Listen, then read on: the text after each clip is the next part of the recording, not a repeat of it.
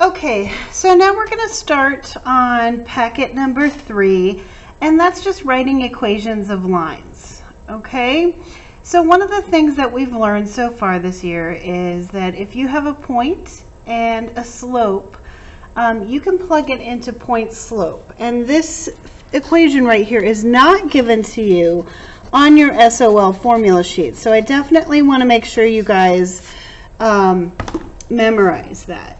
Now when I do this, the thing that I do is I'm always going to substitute first. So the first thing you do is substitute, and we always want to change it to slope-intercept form because that tells us the most about the line. So I substitute first, and then I simplify, and I'll tell you what that means in a minute.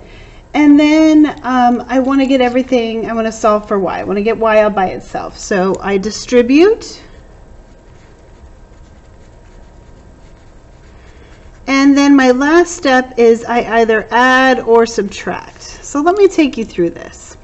So the first thing is, when I say simplify, I'm really talking about getting rid of double negatives, okay? So what I do here is I have a point x1, y1, and I label it, and this is my slope 3. So I'm going to plug it in, substitute it into the equation. Remember, these are minuses, okay? And these signs don't change unless these have different signs, okay? So it's y minus 7 equals 3 times x minus 2. So that is the substitution and simplification for this problem right here. Then I want to get y all by itself. So the first thing I'm going to do is distribute this 3 into here. So I get 3 times x is 3x, and 3 times negative 2 is negative 6. Then in order to get y by itself, I got to get rid of this 7. And this 7 is negative right now, so what I do is I use opposite operations. So that's plus 7, and then I get 3x plus 1, okay? Where your slope is 3 and your y-intercept is the point 0, 1, okay? Now, once again, we do the same thing. I don't have negative numbers here, so I'm not going to have to simplify, but I do substitute. Y minus 4, that's my y1, equals m, which is negative 1, times x minus x1, which is 1. And then I distribute. I distribute this negative 1 times x is negative 1x, and negative 1 times 1 is a positive 1. So then I bring the 4 over and I add to both sides, and I get negative 1x plus 5.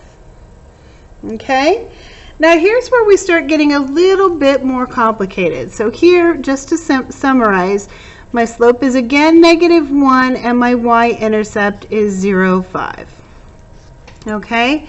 Now, to move on, this is where we get a little bit more complicated. You cannot use the calculator with these, but you can use graph paper and things like that. I'm just going to go through crunching out the equation for now. So here, I have an x1 of 4 and a y1 of negative 2 and a slope of negative 1/2. So I do y minus whatever y1 is, and that's negative 2, equals negative 1/2 times x minus x1, which is 4. Then this is when I need to simplify. Whenever I see a double negative like that, I know I need to turn it into a positive. This way, I'm really just using the same formula over and over again. I'm just adding one extra step. And if I continue, if you have trouble memorizing this formula, make sure that you write it out every time you use it. Okay? So the next thing I do after I simplify is I distribute this 1/2. So I get y plus 2 is equal to negative 1/2 x plus 2. So negative 1/2 times negative 4 is a positive 2. Okay? Now I have to get rid of this 2 right here, so I subtract 2 from each side, and I get negative 1/2 x. So my y-intercept is going to be 0, 0, and my slope is negative 1/2. Okay? Now, try it one more time. If you want to, you can go ahead and pause the video and try this last one. I know the answers here. Sorry about that. So here is x1, y1, and my slope is 2/3. Now, you might want to use your calculator to multiply this 2/3 times this 6, but that's up to you. So I'm going to do y minus y1 is equal to 2/3 times x minus 6. So I simplify and I change this double negative to a positive, right? And then I also did something here. So then I also distributed right here. I did 2/3 times x is 2/3, and 2/3 times negative 6 is negative 4. Okay? And then my last step is to subtract 1. As you feel more comfortable with this, hopefully you practiced this enough earlier in the year that you can do this on your own if you want to. Okay, but what happens if we're not given the slope? What if we're just given 2 points? So ideally, we're going to want to calculate the slope first, then plug it into point slope, and then from there, you're going to change it to y equals mx plus b. Now, I'm going to show you how to do this manually one time, and then I'm going to show you how to do it in the calculator. And this is just using the idea of linear regression. Okay, so my slope is y2, which is now one of the things that I always do when I do this is I label my points, right? So I have y2, which is negative 7, minus y1, which is 1, over x2, which is negative 3, minus x1, which is negative 1. And to make life easy on myself, when I'm calculating the slope and I have double negatives and stuff and I'm worried about whether or not I'm going to make mistakes, I'm going to use my alpha y equals, and on the top I do negative 7 minus 1, and on the bottom I do negative 3 minus negative 1. What happens here is it takes care of all the negatives and it reduces it for me. So my slope is 4. Okay? Now, I can use either point for x1, y1, but I just stick with how I labeled it. So I do y minus y1, which is 1, equals m, which is the slope that I just calculated, times x minus x1. All right? And x1 is negative 1. All right? So what happens is now we simplify. So I have y minus 1 is equal to 4 times x plus 1. All right, and then I distribute this 4 into here. So I have y minus 1 is equal to 4x plus 4. And my last step is to go ahead and add 1 to each side. So I have y is equal to 4x plus 5. So my slope is 4 and my y-intercept is 0, 5. Okay? Now that's a lot of steps, and sometimes it's hard to remember that. So one of the things that we did earlier on in the year was learn how to write an equation, a line of best fit, using our calculator. And we can do this as long as we have 2 points. So that's what makes it really nice. So what I'm going to do is I'm going to take you through this. You have to do it using your calculator. So you're going to press Stat and Edit. And in there, I'm going to enter each point. So my first one is 0, 3. Now to do that, I put L1 as my x value, L2 as my y value. And then my next point is 5, 1. And then what I do is I press Stat, and I arrow over to Calc, and I go to option 4, which is linear regression, and I keep pressing enter until it goes to calculate. And I get this. Y is equal to ax plus b, and they told me that a is equal to negative 0.4 and b is equal to 3. So the way I would do this is y is equal to negative 0.4 times x plus 3. But say this was a fraction in my answers, right? I can change this decimal into a fraction by just doing this. I'm going to press negative 0.4 and I'm going to press math and press enter twice. And that turns into negative 2/5. So y is equal to negative 2/5 times x plus 3. All right, now let's try the next one. We've got these next 2 points of negative 2, negative 3. So I'm going to go back, and this is negative 2 and negative 3. And this point is 1 and, oh, Lord, 2. Okay? So make sure you have your x values here and your y values here again. I'm going to press stat, arrow over to calc, option 4, keep pressing enter, and I get this, oh boy, I get this y is equal to ax plus b. A is equal to 1.6 repeating, and B is equal to 0.333 repeating, right? So what I'm going to do is I'm going to, in order to change these into fractions, I have to be pretty persistent. So let's just do this. So I'm going to do 1.6, and I'm going to keep entering it until I get to the end, right? And then I'm going to press math, enter, enter, and that gives me 5/3. And then this one is 0.3 repeating. Now I know that's 1/3, but I'm going to show you how I do this. I just keep entering it, and then I press math, enter, enter, and that's 1/3. So this is 1/3. So y is equal to 5/3 x plus 1/3. Okay, this would have been a pain to calculate on our own. And do you notice how they give you ax plus b? This is the slope in your calculator. So make sure you put this number right next to a. So they tell you what a is, and they're telling you put a right next to x because that's your slope. So let's do the last one. Go ahead if you want to, if you have a calculator of your own, pause the video and try to do it yourself. If you don't, go ahead and follow along with me. And if you wanted to just clear this whole thing, you can just press second plus 7, 1, 2, right? And it clears it for you. Okay? So my last one is 4, 1.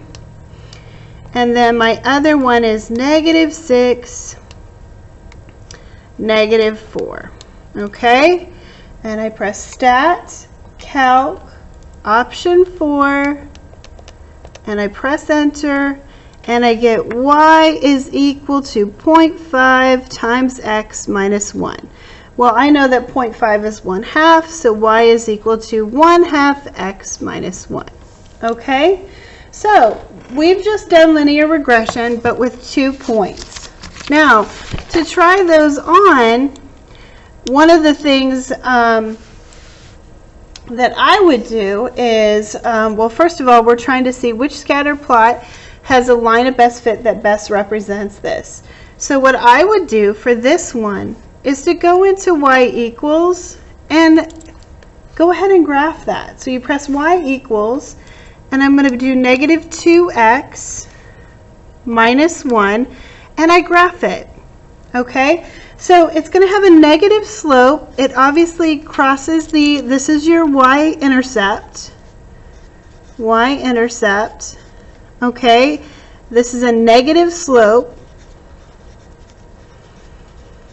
Okay, so these both have positive slopes. Do you see how they go upward? So I want to look at these, and this one is going to be the one that represents my data the most. Okay.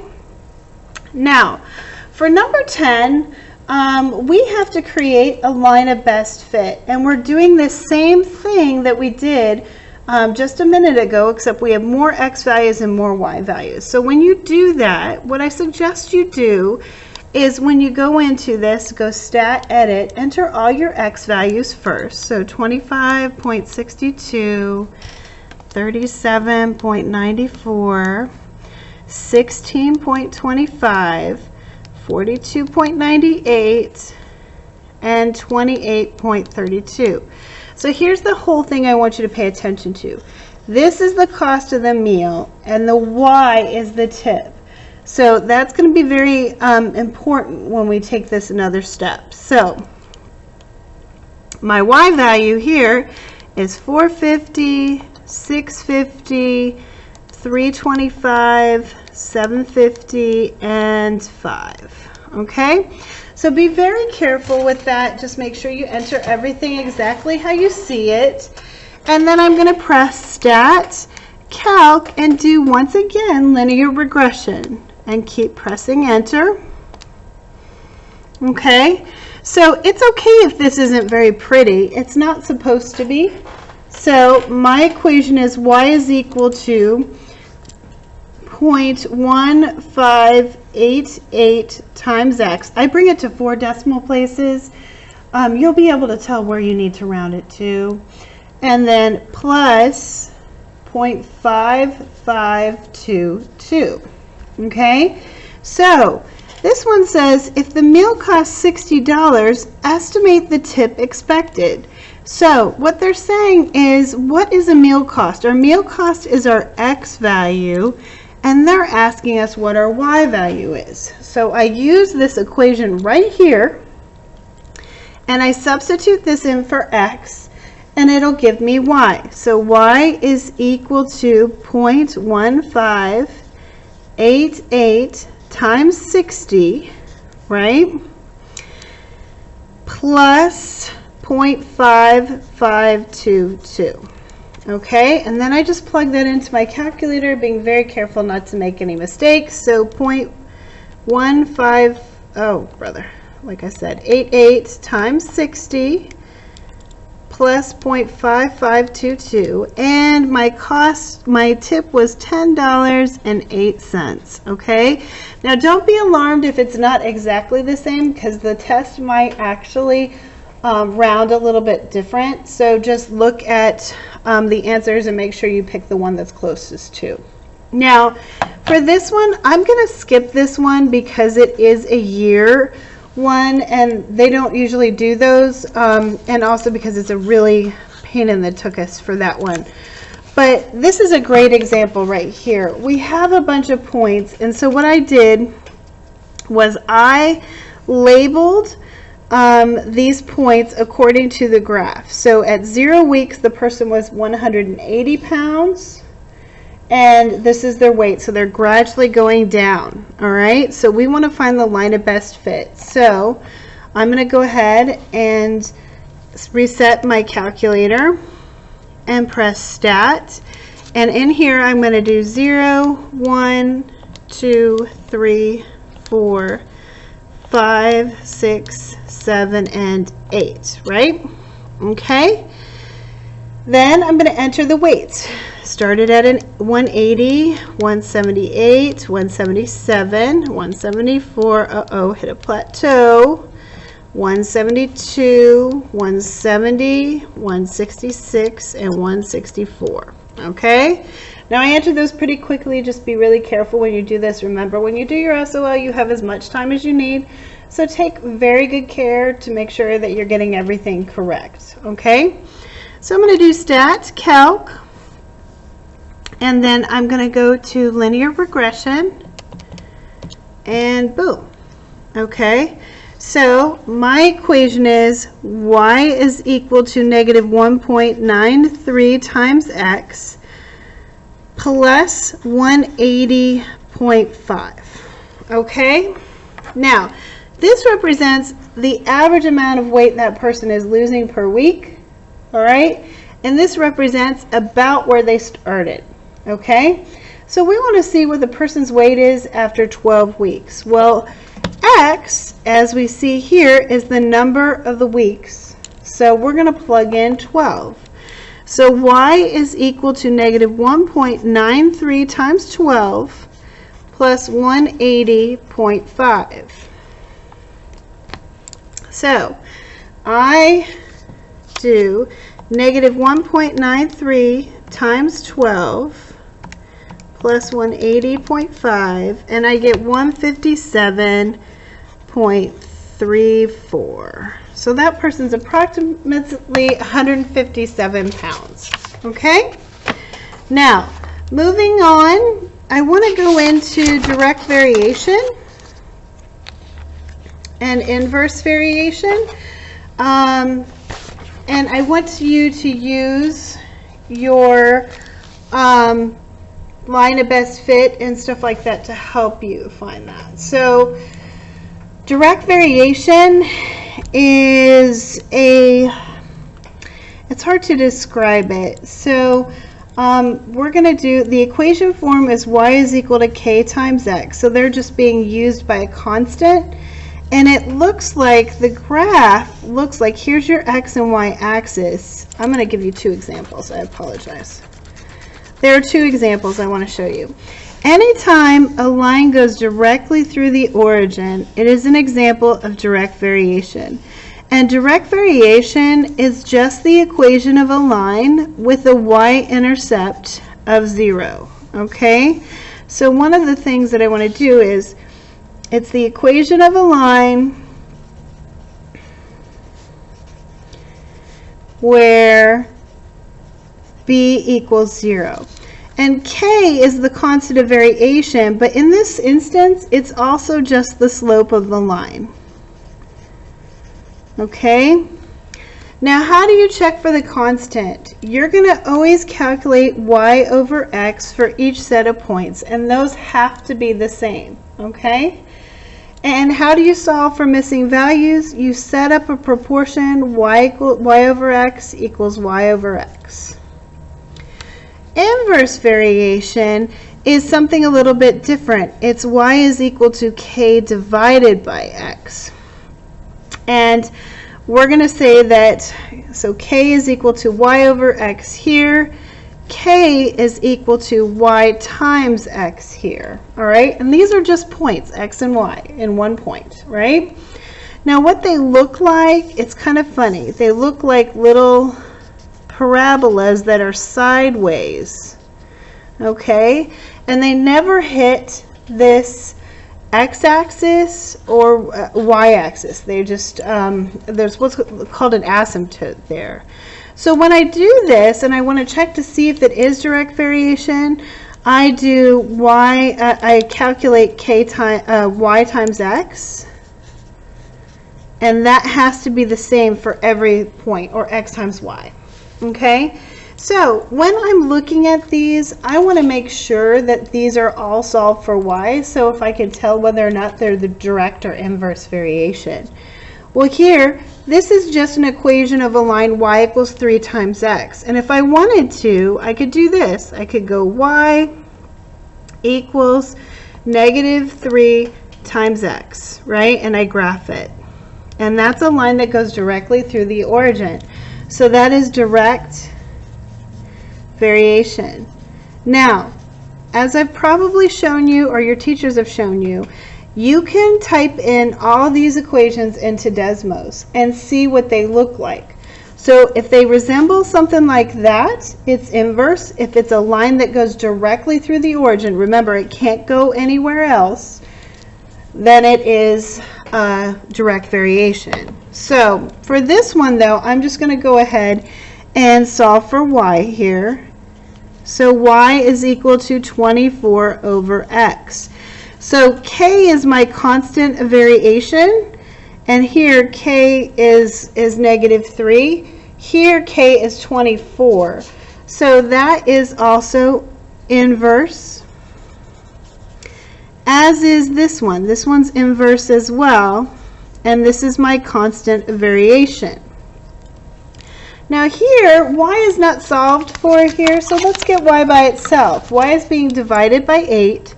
So let's go ahead and multiply both sides by 8. So y is equal to 8 times x. All right? So since y is equal to 8 times x, this is direct variation. And if I graphed this, it would be a line with a slope of 8 that goes directly through the origin. This is a line that goes through the y, has a y-intercept of 1. So this is neither. Okay?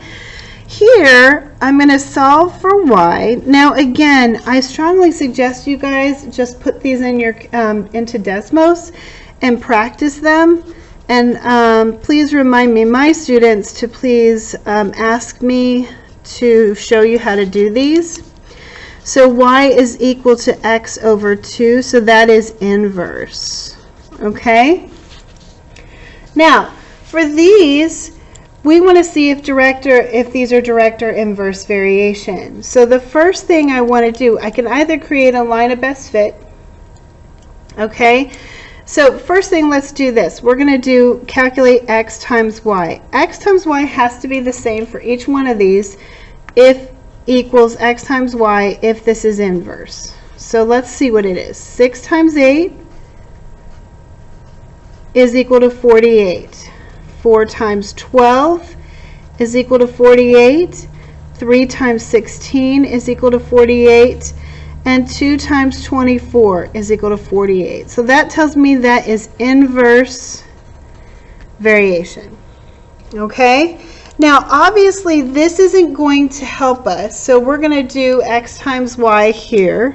So xy, this is 0, 15, 60. Okay, so already it doesn't work. It's not direct. I mean, indirect. Let's do y over x. So 5 over 3, 10 over 6, and 15 over 9. Now, if I go into my calculator and I reduce all these fractions, 5 over 3, that's 5/3. Then alpha y equals 10 over 6, that's also 5/3. And then I do alpha y equals, which is 15 over 9. That is also 5/3. So this is inverse. And that constant of variation is equal to 5/3. Here, I'm sorry, direct. I apologize. Oops, direct. Here, this one's inverse, and the constant of variation is 48. Okay, so let's try xy for here. xy, all right? So 1.5 times 20 is 30. 2.5 times 12 is 30.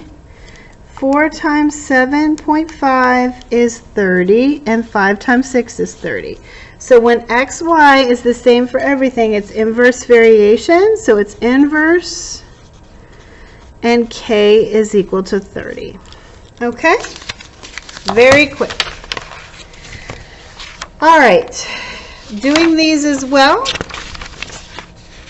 we're going to check to see if these are direct or inverse variation.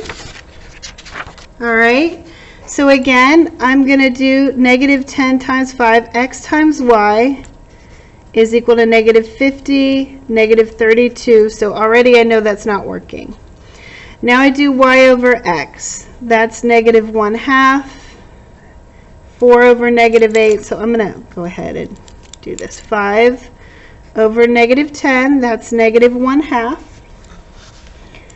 And then 4 over negative 8, that's negative 1/2. And 3 over negative 6, that's negative 1/2. And there you go. So this is going to be direct. And the constant of variation is negative 1/2. Now obviously when I do this one, 3 times 2 is 6, and 6 times 4 is 24. So that's not inverse. So let's do what y over x is for each one of these points. So this is 2/3. This one is 4/6, which reduces to 2/3. This one's 8/12, which reduces to 2/3. And this is 12/18, which also reduces to 2/3. So when y over x is the same for everything, it's direct variation. and the constant of variation is equal to 2/3. Let's do this final one right here. Let's do x times y first. That's the easiest.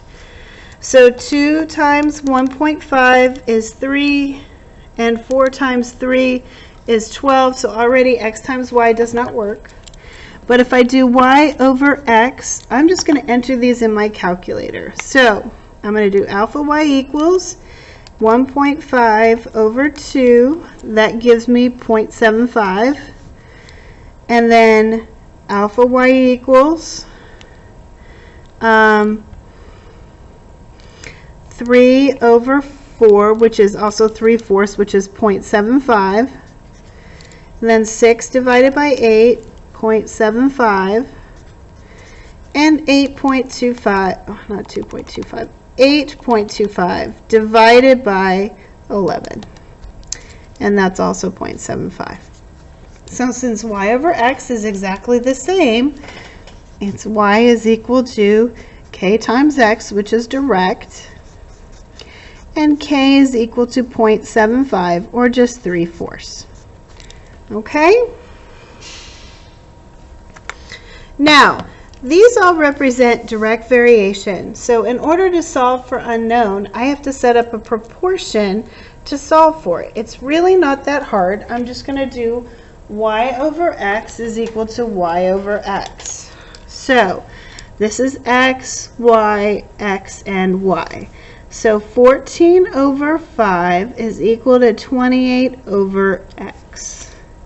All I have to do is cross multiply, so I get 14 times x equals 5 times 28. And that's 140. And I divide by 14, and I get x is equal to 10. So I'm going to go ahead and do this again. So 52 over 8 is equal to y over 12. So I have 8y is equal to 52 times 12, which is 624. And I divide that by 8. And I get 78. So y is equal to 78. All right. For this one, these are all direct variation again. So I'm going to do y over x, but I'm going to have to use something other than 0, 0. So I'm going to do 9 over 4 is equal to 31.5 over x. So I get 9x equals 31.5 times 4, which is 126. And I divide both sides by 9. So x is equal to 14. All right. For this one, it's even easier. For inverse variation, you're going to do x times y is equal to x times y. So I get 48 is equal to 3y, and I divide by 3, so y is equal to 16. This one is 12.8 times x equals 15 times 6.4. And that's equal to 96 equals 12.8x. And I divide both sides by 12.8.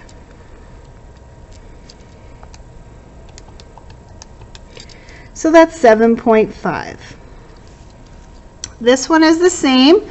We're going to do 12.5 times y is equal to 8 times 32. And that's 12.5 times y is equal to 256. And then I divide by 12.5, and I get 20.48. Okay? Now, I'm not going to go over these word problems. I'm going to stop there because I'm kind of reaching my limit as far as time. I don't want to make this any longer than it is. Please make sure that if you haven't gone over these, that you go over these with me in class. Okay? Have a great day. Thanks for watching. We'll start on packet 4 next time.